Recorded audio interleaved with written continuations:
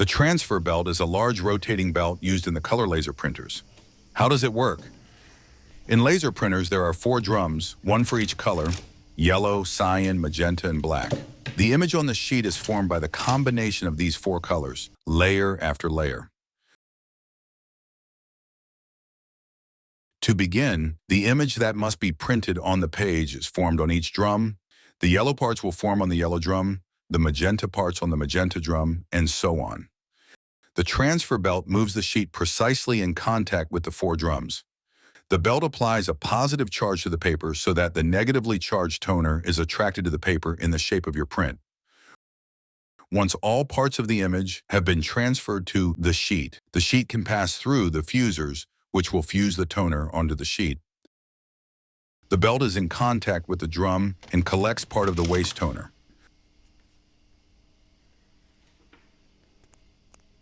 This is how the belt works in printers with 4 drums. Sometimes there is only 1 drum and 4 toner cartridges. For example, in many Samsung printers. In this case, the toner is transferred directly onto the transfer belt. The image is formed on the belt and then transferred onto the sheet.